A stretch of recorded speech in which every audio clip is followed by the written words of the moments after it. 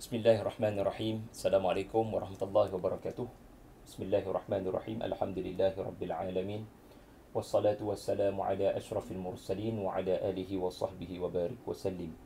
Izinkan saya berkongsi beberapa perkara yang menarik saya belajar daripada kitab Dr. Salah Abdul Fattah Al-Khalidi hafizahullah. Ia adalah menjadi buku saya yang kelima dalam bulan Ramadan Al-Mubarak ini, dan buku ataupun kitab ini adalah bertajuk Lataif Quraniyah, atau dalam bahasa Melayunya perkara-perkara halus, kehalusan bahasa Al-Quran. Halus maksudnya kita tak perasan ya, kalau tengok COVID-19 ni pun benda bukan nampak depan mata virusnya tu ya. Maka apabila kita berinteraksi dengan Al-Quran, kita kadang tidak menyedari benda-benda kecil yang disebut sebagai mikro ini ya, semasa kita membaca satu-satu ayat. Jadi Dr. Salah Abdul Fattah Al-Khalidi ada sebut dalam mukadimah beliau, apa yang beliau bangkitkan hanyalah beberapa sahaja. Kita boleh kata hanya beberapa pendedahan awal, hanya sekadar satu gambaran kepada banyaknya keajaiban dalam Al-Quran ataupun wow factor. Benda yang boleh menyebabkan anda bila tahu, anda akan kata, wow, Allahu Akbar. Aku tak perasanlah sebelum ni. Itu mungkin antara perkara-perkara yang akan berlaku kepada anda selepas membaca kitab ini. Cuma duka citanya, kitab ni dalam bahasa Arab lah. Ya. Tak ada lagi kot terjemahan dalam bahasa Melayu. Tetapi karya-karya seperti ini dalam bahasa Melayu ada. Tetapi bukan ditulis oleh Syekh Salah, tetapi ada ramai ulama', saya setakat ingatan saya lah, juga daripada Indonesia pun ada, yang menyentuh aspek yang hampir sama. Kerana ulama'-ulama' Al-Quran yang berbicara tentang lataif Quraniyah sangat ramai ya, walaupun kitab mereka tidak menyentuh secara khusus lataif Quraniyah. Bahkan lataif yang dikeluarkan ini bukanlah Syekh Salah menemui seorang sahaja. Ada antara yang beliau tulis di sini adalah apa yang sudah ditulis dalam karya-karya tafsir. Tetapi kerana dalam kitab-kitab tafsir ini semua benda masuk ya, Ar-Razi masuk semua benda ya.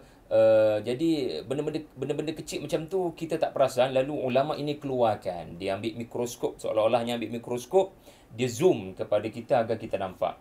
Karya ini antara karya-karya siri-siri min kunuzil Quran. Saya taklah layak untuk bercakap pasal kitab Syekh Salah ni sebab saya bukan murid beliau. Tetapi sekurang-kurangnya kepada rakan-rakan di Facebook, di IG, saya harap 2-3 pendedahan yang bakal saya lakukan ini membuka fikiran kepada kita semua tentang Al-Quran ini. Tidak hanya memberikan petunjuk, tetapi pemilihan perkataan, kesempurnaan susun atur perkataan, jelas menunjukkan mustahil seorang rasul yang ummi boleh mendatangkan Al-Quran yang sebegitu sempurna ucapannya. Ya, jadi ini antara bayinat syahrul Ramadan alladhi unzila fihi al-Quran hudan linnas wa bayinat. Ini antara bayinat, tanda-tanda kemukjizatan Al-Quran, bahawasanya ia datang daripada Allah Subhanahu wa taala. Sebelum saya kupas lebih lanjut ya, rakan-rakan yang sedang bersiap sedia untuk berbuka puasa ya, dan bersiap sedia untuk memasuki 7 Ramadan Al-Mubarak ya, pejam celik kita dah 1 minggu bersama dengan PKP dalam bulan Ramadan Al-Mubarak. Saya kongsi satu perkara sebelum saya kongsi banyak lagi supaya membuka fikiran kita. Dalam satu bab yang ditulis dalam buku ini adalah, antaranya adalah posisi perkataan maut apabila Allah berbicara tentang kedatangan maut, iaitu perkataan maut sebagai fa'il. Anda akan dapati di dalam Al-Quran Allah Ta'ala sebut 6 kali di dalam Al-Quran maut mendatangi seseorang. Maut mendatangi Nabi Ya'qub, maut mendatangi seseorang, maut mendatangi seseorang. Dan perletakan posisi kalimah maut ini akan sentiasa menjadi fa'il yang diletakkan di belakang dan maf'ul didahulukan. Maksudnya perkataan maut ini akan diletakkan di belakang, sedangkan dalam pertuturan Arab biasanya kita belajar maf'ul kemudian, fa'il sebelum maf'ul. Tetapi Quran ada ada seni yang tersendiri, ada sebab yang tersendiri. Kenapa? Ya, kita ambil contoh, am kuntum syuhada id hadara Ya'qub al-maut. Id hadara Ya'qub al-maut. Biasanya kalau kita tutur biasa-biasa, id hadara al-mautu Ya'quba. Id hadara al-maut, id hadara al-mautu Ya'quba. Al-maut itu fa'il, Ya'qub itu maf'ul. Tapi dalam Quran kita akan dapati fa'ilan muakhiran daiman. Al-Quran akan kemudiankan perkataan maut dan mendatangkan lebih awal fa'il. Maafkan saya, maf'ulun bih. Iaitulah, apakah kamu tidak menjadi saksi kepada peristiwa apabila datang kepada Ya'qub maut itu? Biasa kita datang maut kepada Ya'qub. Sebagaimana anda mendatangi sesuatu, saya telah mendatangi sekolah itu. Kita tak kata sekolah itu saya datangi. Ini kerana, inilah dia yang disebut sebagai lataif. Kita tak perasan benda ni. Kita barangkali baca nas Quran dan kita baca terjemahan. Kita tak tanya satu soalan. Kenapa maut ini selalu duduk kat belakang? Kerana, pertama, maut ini adalah kesudahan kepada ajal manusia. Maut ini dia kesudahan. Dia adalah pengakhiran kepada hidup manusia. Maka sesuailah ia diletakkan di hujung. Kerana penghujung kepada kehidupan. Yang kedua, karahiyatul insan lil maut wa adamu mahabbatihi biqudumi. Manusia pada makhluk yang bernama maut. Maka kerana tidak sukanya manusia kepada maut, manusia yang selalu bersikap membelakangkan maut, manusia yang memang tidak begitu, kalaulah maut itu datang, kalau boleh tolonglah takhirkan. Maksudnya malakul maut dan maut adalah sesuatu yang kalau boleh tak nak duduk kat depan, kalau boleh duduk kat belakang. Jangan muncul lagi, saya ada banyak kerja lagi. Maka kerana sifat tabi'i manusia yang tidak gemar kepada maut, maka maut itu diletakkan di belakang untuk jinakkan manusia. Bantu anda. Okey, sekarang saya berkongsi beberapa mukaddimah yang disebut oleh Syekh. Antaranya adalah beliau menyatakan apa yang tertulis di dalam karya ini adalah hasil-hasil daripada kuliah-kuliah beliau di universiti dan di masjid-masjid yang menyebabkan fayu'jabu bihas sami'un, yang mana didapati orang tercengang dengan hasil perkongsiannya. Kadang-kadang kita bagi kuliah tafsir ni, kadang-kadang orang tak menampakkan dia punya wow factor. Sebab kita bercakap pasal hubungan surah ni dengan surah sebelum, tema surah ni, apa tafsir surah ni. Tetapi once kita masuk ke dalam macam contoh tadi, kenapa maut selalu duduk di belakang, orang jadi geleng kepala, Masya Allah. Yang itulah Syekh punya pengalaman, mendapati ramai yang bila wow factor tu, maka dia rakam dalam kitab ini. Yang kedua, dalam mukaddimah beliau memberikan kredit kepada orang-orang sebelumnya yang sudah menjadi pahlawan dalam hal-hal lataif ini. Antara yang disebutkan adalah al-alim al-Qurani al-fadhu al-ajib. Tengok, begitu tingginya pujian. Begitu tingginya pujian yang diberikan oleh Syekh kepada al-Imam Ar-Raghib Al-Asfahani. Tergigit mulut tuan-tuan. Sakit ni begitu tinggi pujian yang diberikan oleh Al-Khalidi. Ini masalah buat lain, tersakit sikit tadi nak potong lah. Al-Imam Ar-Raghib Al-Asfahani memang dia ada tulis satu kitab, Al-Furuq Baina Kalimatil Quran Al-Mutaqaribah. Tetapi kitab ni tak ada. Lani ni tak jumpa kitab ni.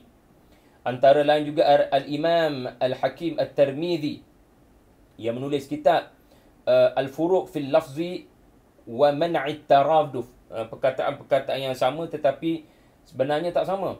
Dan beliau juga memberikan kredit kepada Doktorah Aisyah binti Syati dalam karya beliau Al-A'jaz Al-Bayani lil Quran. Maknanya benda ni bukan Syekh Salah je lah yang baru bercakap dengan lantang, tetapi sudah didahului oleh ulama-ulama sebelumnya. Dan akhir sekali dalam mukadimah beliau yang menarik saya punya minat adalah beliau menyatakan keinginan, wa innani anwi, ya, aku berniat, ya, selepas tulis kitab kecil ni, aku berniat untuk memindahkan diriku kepada menulis dengan kapasiti dan saiz yang lebih besar, ya, siyahah, aku nak berjalan dengan pendekatan begini kepada keseluruhan Al-Quran Al-Karim. Maknanya Syekh menyatakan hasrat untuk menulis tafsir Quran tetapi dengan ittijah mufradat Al-Quran. Nak habaknya ada perkataan nampak macam sama tetapi tak sama. Ini ittijah yang beliau azamkan dan beliau menulis insya-Allah, ya, pada masa akan datang. Ya, beliau mengharapkan agar beliau dapat melakukan hasrat ini. Kalau dalam ulumul Quran ini beliau menyebut sendiri, dia dalam bahagian tafsir maudhu'i li mustalahati mutaqaribah, li mustalahati Quraniyah. Itu antara, mudah-mudahan kita doakan Syekh dengan umur beliau yang semakin uzur, Allah berikan kepadanya kesihatan dan kekuatan untuk menyempurnakan kitab tafsir 30 juzuk. Tuan-tuan, saya sebenarnya ingin menyatakan ajaibnya Al-Quran ini sehingga ada sahaja ulama menulis kitab tafsir. Ini sudah menunjukkan benarlah kata-kata Sayyidina Ali, ya, radhiyallahu anhu, ya, dan disebut dalam mukadimah kitab Syekh ini, la yashba'u minhu ulama wa la tanqadi ajaibuh. Quran ini adalah satu kitab yang mana para ulama tidak pernah rasa kenyang. Tidak pernah rasa kenyang apabila menikmatinya, tak pernah rasa kenyang. Dan tidak pernah berhenti keajaiban Al-Quran. Inilah ungkapan Sayyidina Ali radhiyallahu anhu yang direngkaskan, ya, antara yang disebut oleh Sayyidina Ali. Dan Sayyidina Uthman, khalifah yang ketiga, radhiyallahu anhu, Uthman bin Affan, ya, juga menyebut, tetapi dalam perkataan lain, "Lau tahharta qulubakum ma syabi'tum min kalamillah." Ma syabi'tum min kalamillah. Lau tahharta saya rasa bukan tani, lau tuhhirat qulubukum. Kalaulah hati kamu ni disucikan, ataupun lau tahhartum qulubakum ma syabi'tum min kalamillah. Ma syabi'tum min kalamillah. Kalau hati kamu bersih, kamu takkan cepat kenyang dengan kalam Allah. Kamu takkan kata saya dah puas, saya dah bosan. Tidak sama sekali. Allahu Akbar. Ya. Sebab itulah, ya, kita kena ada sikap jin dalam surah Al-Jin. Ya, tak semua benda daripada jin ni buruk belaka. Ada benda baik daripada jin. Ya, iaitulah antaranya sikap yang mereka tampilkan dalam surah Al-Jin. Ini sepatutnya jadi sikap kita setiap kali membaca Quran dalam bulan Ramadan. Ya, ada tak wow faktor ni berlaku pada kita, tuan-tuan? Ya, ada tak berlaku situasi di mana kita sampai pada satu ayat, sampai satu tahap kita punya tadabbur adalah inna sami'na qur'anan ajaba yahdi ila rushd fa amanna bih. Macam mana nak sampai ke tahap sesungguhnya kami mendengar Al-Quran yang sangat ajaib, sedangkan kita tidak belik tafsiran dan kita tidak belik lataif Quraniyah. Ya. Jadi kalaulah kita tahu lataif, ya, insya-Allah, ya, tuan-tuan, nanti dalam tamat tadabbur bersama murabbi, kita ada juga seorang lagi kita punya panel, Dr. Fakhrul Razi. Ya, salah seorang guru saya. Ya, tesis beliau tentang Mafatih Al-Ghaib Lataif Quraniyah. Jadi ambil kesempatan untuk dengar nanti, ya. Ya, orang yang pakar dalam bidang lataif ataupun seni, perkara-perkara halus, ya, yang jarang ditemui melainkan orang yang benar-benar guna mikroskop, ya, iaitulah para ulama tertentu kita. Ya. Baiklah, ini mukadimah beliau. Saya kalau boleh tak nak panjang-panjang ni sebab nak bagi motivasi sahaja kepada anda untuk baca kitab. Ya, untuk baca kitab. Dalam mukadimah juga beliau menjelaskan apa perasaan yang saya sebutkan tadi, di mana Al-Quranul Karim la yashba'u minhu al-ulama wa tarikhul islami syahidun ala sidqi hadhihi al-haqiqah. Perjalanan sejarah Islam menunjukkan terhasilnya kitab-kitab tafsir adalah bukti ulama tidak pernah kenyang dengan Al-Quran yang dibaca dan ditadabbur. Bila mereka menemui sesuatu yang baru, yang mereka sangka tidak ditemui oleh orang-orang sebelumnya, yang mereka yakin tidak ditemui oleh orang-orang sebelumnya, mereka menyebarkan ya dalam bentuk lisan dan tulisan. Ya, mereka tidak berpada dengan lisan, mereka share. Ya, ada ulama-ulama kita ni alhamdulillah mereka rajin buat live. Syukur pada Allah kita boleh mengaji dengan depa. Hikmah daripada PKP ni. Ya, tetapi ulama yang berfikir jauh lebih ke depan, ya, mereka menulis, bukan setakat sharing. Di kuliah-kuliah mereka menulis. Dan inilah cabaran kepada kebanyakan ulama. Adakah mereka dokumentasikan hasil-hasil penulisan mereka untuk bacaan generasi terkemudian. Ya, jadi kitab-kitab tafsir adalah bukti bagaimana para ulama mahu agar apa yang dia temui dihargai oleh 7 keturunan selepas itu. Ya.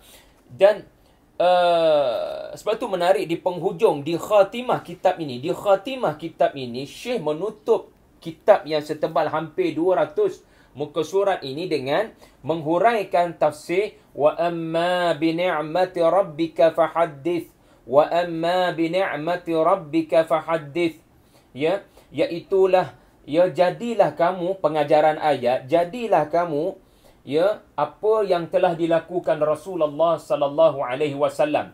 Syekh kata ayat ini menunjukkan tugas Nabi 22 tahun lebih. Ayat ini menunjukkan tugas Nabi 22 tahun lebih. Iaitu ayat terakhir surah Ad-Duha di mana Nabi ya sangat aktif, sangat gairah seperti orang gairah berniaga pada waktu duha. Nabi sangat aktif, tidak pasif. Nabi sangat gairah menyebarkan Quran kerana Quran bagi Nabi adalah nikmat yang tidak dihargai manusia. Tak ada benda yang manusia mahu atas muka bumi melainkan bahagia. Dan Quran memberikan kepada kita kebahagiaan. Sampai hati manusia cari benda selain daripada Quran. Maka sebarkan fahadith, sebarkan Al-Quran ini kepada seluruh manusia. Ya, ini yang menyebabkan Syekh tulis di penghujung, nak katanya hasratnya di awal tadi, aku nak sebar benda ni ya kepada lebih ramai orang dalam bentuk tafsir mufradatul Quran tadi. Dan pada masa yang sama dia mengajar kita, bila kita jumpa benda-benda menarik macam tuan-tuan tengok tongkat bertukar jadi ular, tuan-tuan tengok mayat bertukar jadi hidup balik berkata-kata, tuan-tuan tengok bulan terbelah, tuan-tuan tengok unta keluar daripada bukit batu, pastinya tuan-tuan tidak berdiam diri. Tuan-puan mesti sebar, viral, tular. Ini sifat orang yang terkesan dengan Quran. Dia jumpa benda yang orang lain tak jumpa, maka dia nak share. Sebab itu hikmah Allah Ta'ala sebut hudan linnas. Quran dalam bulan Ramadan ini bukan hanya hudan lil muttaqin. Quran dalam bulan Ramadan adalah Quran yang kamu temui bayinati minal huda. Bila kamu temui, sebarkan pada orang. Sebarkan apa yang kamu temui. Tetapi nasihat saya, kalau yang sebar itu adalah orang awam macam kita, ya, semak dululah. Ya, kita semak dulu, betul ke Ustaz, saya nak sebar ni. Sebab ayat yang kita sedang nak sebar itu, barangkali ayat-ayat di dalamnya adalah ayat-ayat yang tidak jelas dia punya makna. Jadi kena ada semakan terlebih dahulu. Ya. Dan beliau sebut lagi dalam mukaddimah beliau, وَقَدْ يَعُودُ لِقِرَاءَةِ الْكِتَابِ مَرَّةً ثَانِيَةً أَوْ ثَالِثَةً لَكِنَّ بِرَغْبَةٍ أَقَلٍ. Kita ni kalau nak banding dengan baca buku manusia, bukan baca buku daripada langit. Macam tuan-tuan baca buku saya, buku apa-apa lah. Tuan-tuan bila baca buku sesiapa pun, kita barangkali akan ulang balik karya tersebut kerana Masya Allah. Macam filem jugalah. Filem pun kadang kita ulang tengok Finding Nemo tu. Kadang-kadang kita ulang tengok filem-filem tertentu. Tetapi betul tak? Kegairahan kita berkurangan. Kita barangkali nak recall balik sahaja dia punya plot cerita. Barangkali kita recall balik, kita tengok balik sebab kita nak share pada orang tentang pengajaran cerita berkenaan. Tetapi percayalah, once kita ulang balik benda kita dah pernah baca, rughbahnya berkurangan. Ya, kemahuan, keseronokan, kegairahannya berkurangan. Tetapi tidak sekali-kali kepada kalam Allah Subhanahu wa taala Al-Quran. Al-Quran tidak begitu, tuan-tuan. Sebab itulah menarik. Dalam mukaddimah, bukan mukaddimah dah ni, Syekh menyebut dalam bahagian pertama kitab ini, ya, sebelum beliau berkongsi tentang contoh-contoh lataif, beliau juga menyebut, tuan-tuan, ya, Syekh menyebut dalam satu lagi bab satu beliau berkongsi pendapat beliau, iaitu ilmu tafsir adalah ilmu yang tidak terhenti. Dan jangan ada orang-orang yang menyeru kepada menutup pintu ilmu tafsir. Kerana setiap ulama apabila bercakap tentang ayat-ayat Allah, mereka mesti bercakap dengan zaman mereka hidup.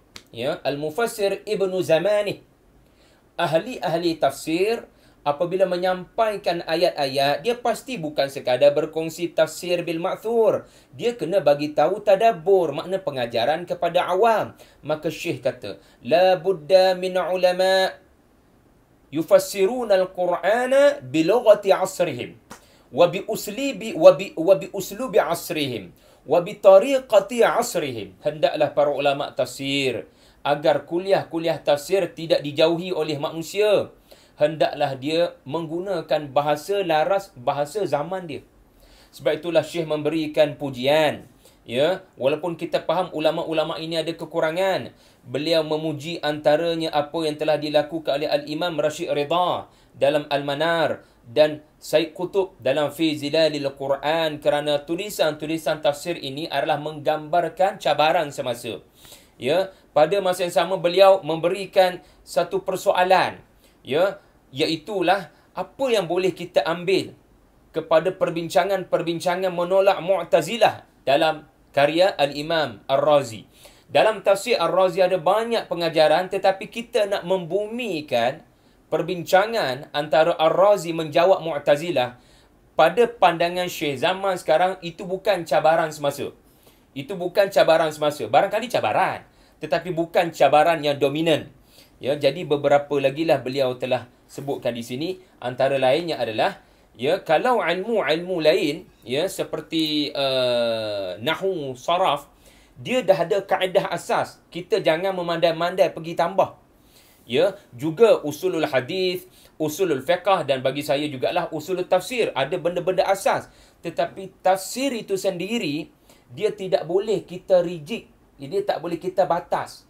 Dia terbuka kepada pelbagai makna, dan ia adalah kehebatan Al-Quran yang hanya boleh dilakukan oleh orang-orang beramanah dengan ilmu, iaitulah para ulama tafsir. Fababut tafsir la yughlaq. Ini kata Syekh.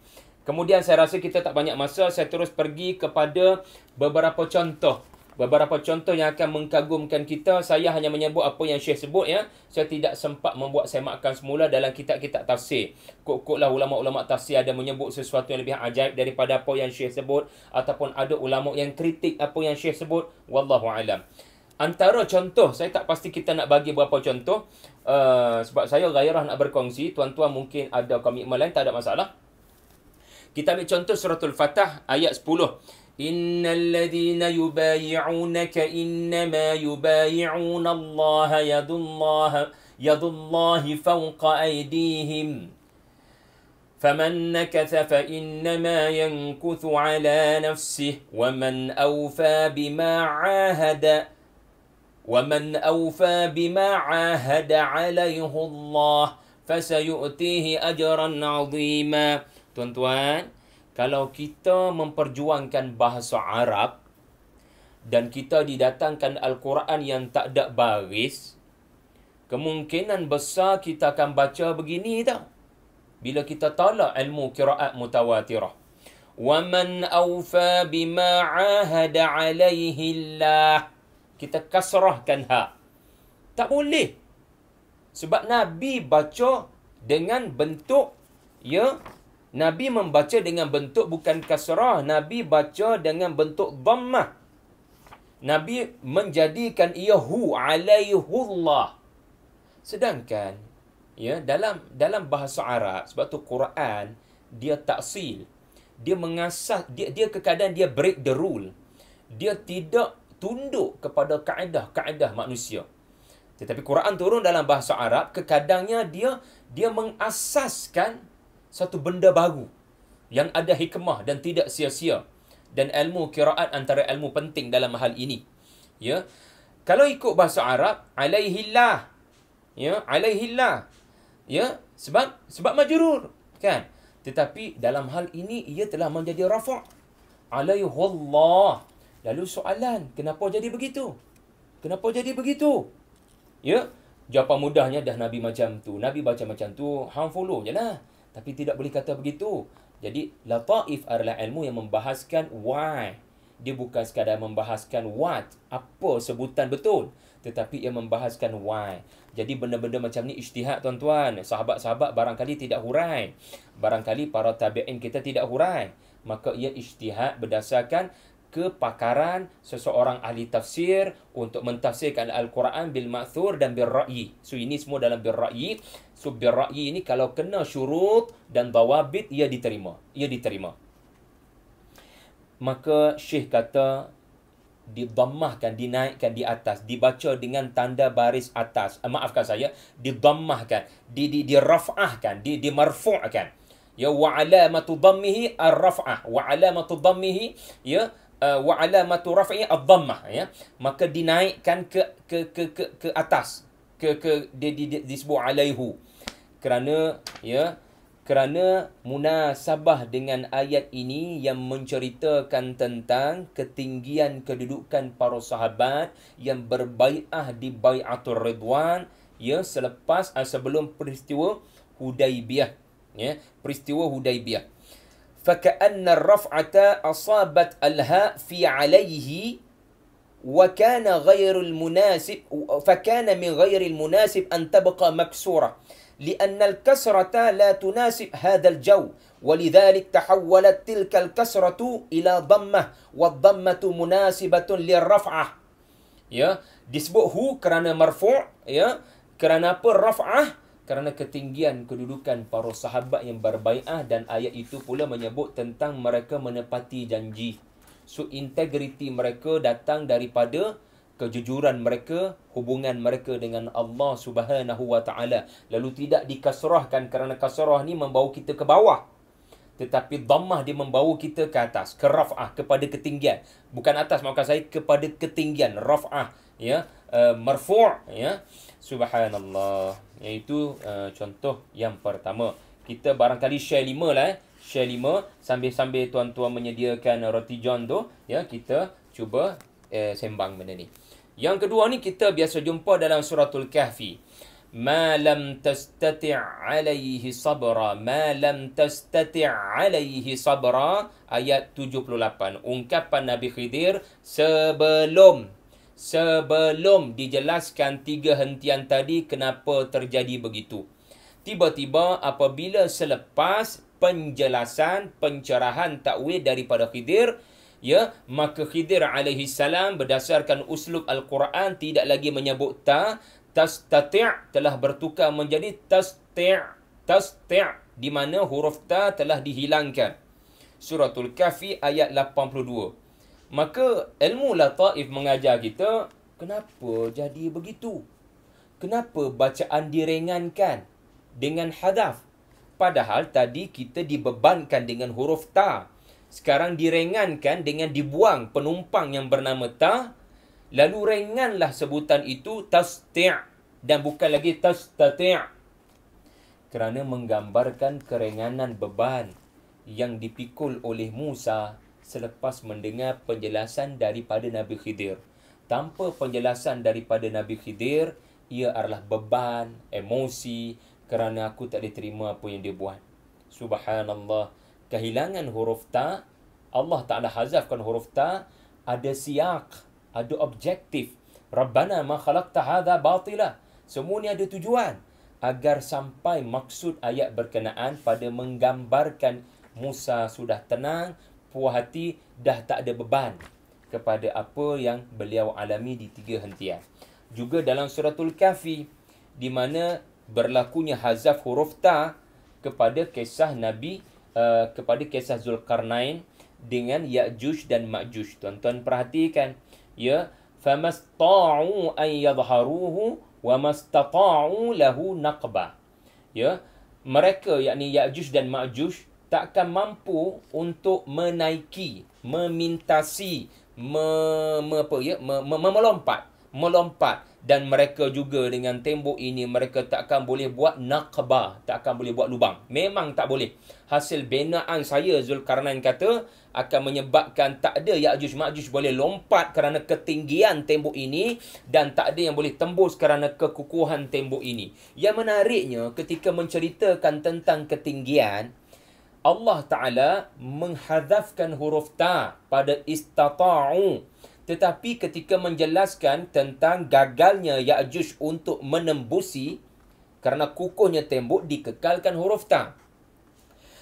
Hikmahnya adalah kerana untuk ketinggian, untuk melintasi sesuatu yang tinggi, ketinggian ini memerlukan keringanan. Memerlukan satu orang yang sangat ringan ataupun sesuatu menyebabkan badan dia ringan. Baru dia boleh melompat ke belah yang lain. Maka dihilangkan huruf ta, ia disebut sebagai ta'u khuffatin. Ta yang meringankan sebutan. Tetapi bukan hanya sekadar soal sebutan, tuan-tuan. Rupanya menggambarkan keringanan manusia yang diperlukan untuk pintas. Ringan macam mana pun diorang takkan boleh untuk melintas. Dan dikekalkan huruf ta pada istata'u, ya, kerana menggambarkan beban untuk menghasilkan lubang. Maka dikekalkan huruf ta kerana perbuatan untuk membina naqab ini yahtaju ila juhdin wa kaddin, ya, dan memerlukan kepada kathiran minal masyaqqah, ya, memerlukan kepada thiqal, kebebanan, keberatan. Maka dikekalkan ta yang membebankan bacaan berkenaan. Allahu Akbar. Ya. Kemudian kita ambil contoh yang ketiga. Tuan-tuan biasa dengar, ya, ayat ini, iaitulah, ya, ihbitu misran fa inna lakum ma sa'altum. Bani Israel buat perangai sepanjang perjalanan ke tanah yang dijanjikan. Ya, orang bagi mana salwa, orang bagi 12 mata air, depa nak benda lain, depa nak bawang putih, bawang merah, nak macam-macam. Lalu Nabi Musa, ya, tempelak mereka dengan berkata, kalau kalian nak semua benda yang kalian sebut dan kalian tidak bersyukur dengan apa yang Allah Ta'ala bagi, pergilah kalian ke Mesir.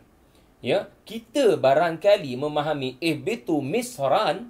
Misran ini adalah Mesir. Sebab Bani Israel dikeluarkan daripada Mesir. Sebenarnya tidak. So, ada bab kat sini beza misran dengan misra. Sebab tu tajwid ataupun makharij ataupun cara baca kena jaga betul, tuan-tuan. Benda patut kasrah, tiba-tiba kita jadi tanwin kan, dia akan mengubah makna. Benda patut misra, tiba-tiba baca misran. Habis, tukar makna, jaga-jaga. Dalam Quran, ya, Allah sebut misra. Dalam Quran, Allah sebut misran. Kalau Allah Ta'ala sebut misra, ia merujuk kepada bandar Mesir. Bandar Mesir. وَقَالَ الَّذِي اشْتَرَاهُ مِنْ مِصْرَ لِمْرَأَتِهِ. Misra. Tiba-tiba kita baca misran. Tak boleh. فَلَمَّا دَخَلُوا عَلَى يُوسُفَ آوَى إِلَيْهِ أَبَوَيْهِ وَقَالَ دُخُلُوا مِصْرًا. Jangan baca وَقَالَ دُخُلُوا مِصْرًا. Tak boleh, tak sampai maksud. So sekarang jeng. Misran tu apa? Misran tu apa? Ihbitu misran. Dan bukannya ihbitu misra. Misran ini adalah mana-mana bandar. Mana-mana bandar, bukan bandar Mesir sahaja. Maka maksud Nabi Musa kepada Bani Israel yang tak bersyukur ini, kalau hang semua nak benda-benda hampa dah sebut tadi, hampirlah mana-mana bandar. Hampir cari sini dekat mana-mana bandar. Bukan hanya bandar Mesir. Diorang dah bergerak keluar daripada Mesir, buat apa nak pulang ke Mesir? So, kejap lagi kalau jumpa mana-mana bandar, pergi cari. Selera kalian tersebut. Tidak bersyukur langsung dengan anugerah Allah yang sangat besar, iaitu manna dan salwa. Ya? Okey. Seterusnya contoh yang keempat. Kita janji 5 tadi, ya. Kita janji 5. Jadi saya, sekarang hujan lebat di Bangi, saya tak tahulah line clear ke tidak. Jadi saya harap tuan-tuan dapat terus mendengar. Seterusnya kita ambil contoh yang keempat. Dalam Quran ada perkataan jisim. Dalam Quran ada perkataan jasad. Kita bahasa Melayu barangkali dua-dua kita guna sama je. Ya, kecuali kita belajar fizik setakat saya dah ingat dulu, jisim ni dia ada definisi dia. Ya. Tapi jasad tak belajarlah dalam fizik ni. Dia belajar dalam biologi. Kita kaji tubuh manusia ni. Quran bila menggunakan perkataan, dia akan menggunakan perkataan yang paling tepat pada menyatakan maksud. Tak tahu pasal apa logat utara ni, tak tahu pasal apa. Al-jisim adalah merujuk kepada kepada tubuh yang masih hidup. Saya guna bahasa baku. Jisim merujuk kepada jasad yang masih hidup. Adapun jasadun adalah merujuk kepada mayyit, kepada benda yang tidak hidup. Ya. Sebagai contoh, cerita Talut. Allah tak sebut jasad, Allah sebut jisim. Kita barangkali baca terjemahan, kita jumpa benda sama sahaja, iaitulah barangkali sekujur tubuh ataupun tubuh. Tubuh ni tuan-tuan, dalam bahasa Melayu, tubuh boleh merujuk kepada hidup dan mati. Tapi Quran, tubuh kalau mati, dia sebut jasad. Kalau tubuh tu hidup, dia sebut jisim. Inna Allah astafahu alaikum wa zadahu bastatan fil ilmi wal jismi. Dan dalam surah Al-Munafiqun, orang munafik bercakap berdega-dega. Orang semua memberikan perhatian. Orang semua sangat suka kepada cara ucapan public speaking orang-orang munafik. Orang-orang munafik ini adalah selebriti di Yathrib dahulu. Sekali dia buka mulut, semua orang nak tengok kepada dia. Semua netizen nak tengok. Maka jaga-jaga. Allah Ta'ala guna perkataan jisim. Kalau orang munafik tu mati, maka dia tak boleh berucap. Maka Allah tak guna perkataan jasad.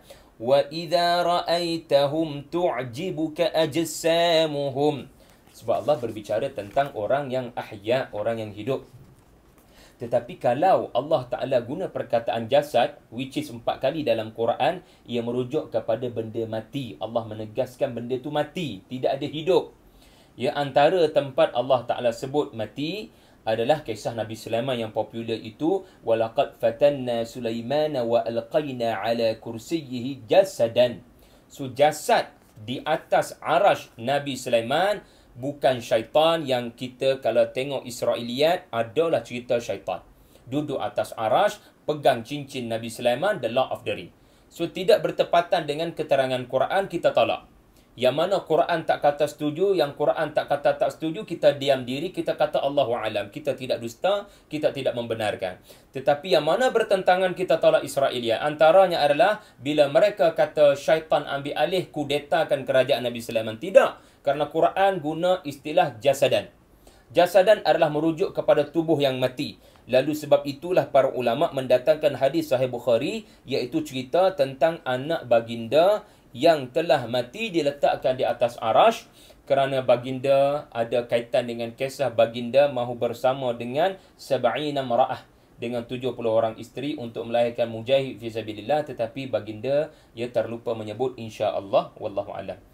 Dan contoh lain dalam suratul Anbiya, wa ma ja'alnahum jasadan la ya'kuluna at-ta'ama wa ma kanu khalidin.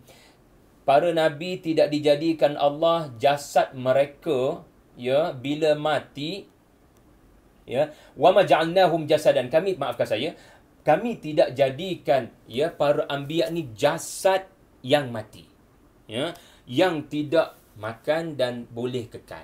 Makna ayat ini adalah akan datang satu detik para anbiya, jisim mereka akan menjadi jasadan, akan menjadi jasadan. Dan bukan sebaliknya, para anbiya ini ada kemampuan untuk kekal lama. Sebab itulah ayat ini juga digunakan pada mengisbatkan kewafatan Khidir alaihi salam. Bahawasanya Nabi Khidir sudah wafat sebelum kedatangan sallallahu alaihi wasallam kerana ayat ini. Yang kedua, seandainya ia masih hidup, di manakah baginda dalam sirah sallallahu alaihi wasallam? Kenapa tidak hadir berjuang dengan Nabi sallallahu alaihi wasallam? Okey, yang terakhir saya nak kongsikan khusus kepada muslimat. Muslimat yang mendengar. Yang ni memang seronok ni.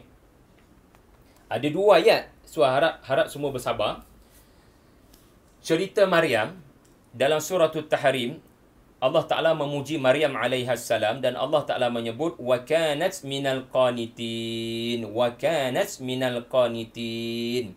Qanit ini adalah qanitah, orang yang istiqamah melakukan tasbih, memuji Allah, membaca wahyu, dia istiqamah. Dia bukan sekadar dalam bulan Ramadan sahaja, dia istiqamah sebelah bulan. So orang-orang macam ni, orang yang telah berjaya melakukan kunut. Kunut dalam arti kata istiqamah. So Maryam orang yang istiqamah, ya orang ada, orang tak ada, dia istiqamah dengan amal ibadatnya. Tetapi isunya sekarang adalah Allah tidak sebut dia daripada kalangan orang-orang wanita yang istiqamah. Allah tidak membataskan Maryam hanya kepada dia sebahagian daripada wanita-wanita, hamba-hamba Allah perempuan yang istiqamah. Bahkan Allah Ta'ala menyebut dia adalah sebahagian daripada hamba-hamba kami, wanita dan lelaki yang istiqamah. Allah Ta'ala angkat martabat Maryam sehingga seolah-olah Maryam ni duduk di depan dan di belakangnya adalah lelaki dan wanita. Seolah-olah begitu, tuan-tuan. Ya? Siapa masak sedap ni ya? Masya Allah. Wa kanat minal qanitin. Jadi hikmahnya kenapa Allah Ta'ala sebut qanitin, kenapa tidak qanitat, sedangkan Maryam wanita muslimat? Maka Syekh sebut, ya, kerana Allah Ta'ala sedang menggambarkan Maryam punya pendirian ketika diuji Allah dengan bayi dalam rahimnya. Keberanian beliau kembali kepada Bani Israel. Tenangnya beliau kembali kepada Bani Israel. Keyakinan beliau kepada janji Allah seumpama seorang bala tentera di medan tempur. Berani berdepan dengan musuh yang akan berkata, Ya Ukhta Harun. Berani berdepan dengan musuh yang akan berkata, Mak ayah kamu tak pernah buat kerja-kerja macam ni. Dia berani berdepan, tenang berdepan seperti tentera di medan tempur. Maka duduknya sudah standard lelaki, tuan-tuan. Dia seperti rajulah, bukan lelaki, tetapi punya sifat berani seperti lelaki. Allahu Akbar. Kemudian dalam surah Al-Mumtahinah ni yang terakhir sebelum kita menjamu selera. Ya ayyuhalladzina amanu idza ja'akumul mu'minat muhajiratin famtahinuhunna. Suratul Mumtahinah ayat 10. Wahai orang beriman, apabila datang kepada kamu mukminat, ya, sekumpulan orang-orang beriman. Asbabun nuzulnya adalah Ummu Kulthum bin Uqbah bin Abi Mu'ayth, muhajirat, berhijrah daripada Makkah ke Madinah, ya, selepas perjanjian Hudaibiyah. Ini masalahnya, Hudaibiyah tak benar kan? Kalau orang Mekah datang Madinah kena hantar balik. Okey, kita baca ayat ni, kita faham tafsirannya adalah ada sekumpulan orang-orang beriman, mukminat datang kepada Nabi, ya, nak stay di Madinah sebab tak tahan suami mereka kafir dan memerangi Islam. Mereka tak tahan. Sebelum ni mereka tak berani nak berhijrah akibat daripada tekanan suami. Tetapi sekarang mereka punya kekuatan. Tetapi kebetulan kekuatan mereka dapat itu adalah selepas Hudaibiyah. Jadi macam mana diorang ni? Kita pun belajar daripada ayat ni. Tetapi lataif yang kita tak perasan adalah kenapa tidak Allah Ta'ala sebut, ya, iaitulah dengan sebutan yang menunjukkan ta'nits ja'atkum.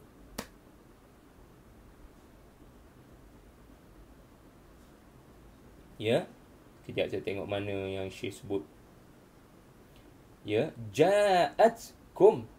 Betul lah. Kenapa tidak? Wal aslu an yu'annatha fi'luha idza ja'atkum. Idza ja'atkum.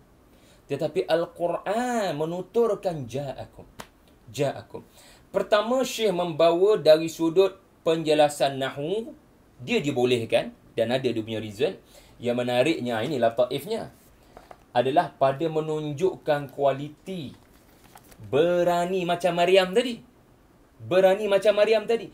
Kerana mereka melakukan sesuatu yang lelaki lakukan, tuan-tuan. Anda 400 km, 500 km daripada Mekah pergi ke Madinah. Anda dengan 2-3 orang muslimat semata-mata untuk bersama dengan Madinah, bersama dengan gerakan Islam, bersama dengan jamaah Islam, bersama dengan negara Islam, bersama dengan Rasulullah sallallahu alaihi wasallam. Tugas muslimat, mana musafir 2-3 orang? 400-500 km. Satu tugas yang sangat mencabar yang hanya dilakukan oleh pedagang-pedagang, kafilah-kafilah lelaki. Tetapi wahadhil a'malu min muhimmatur rijal li'annaha tattafiqu ma'a tabi'atihim wa takwinihim. Amma an-nisa Bukan ghaliban, mereka bukan tugas utama berniaga begini. Tiba-tiba mereka musafir tengah-tengah padang pasir, terdedah kepada bahaya, tapi berani seperti tentera. Maka Allah Ta'ala menghilangkan huruf ta dengan hikmah. Salah satunya adalah kerana hikmah tersebut. Allahu Akbar, Allahu Akbar. Ya, walitukabbirullaha ala ma hadakum. Mudah-mudahan Al-Quran menyebabkan ya kita menemui sebab-sebab untuk berkata Allahu Akbar sebelum satu Syawal. Wallahu alam, minta maaf tak dapat layan soalan-soalan sebab saya kena bersiap. Wassalamualaikum warahmatullahi wabarakatuh.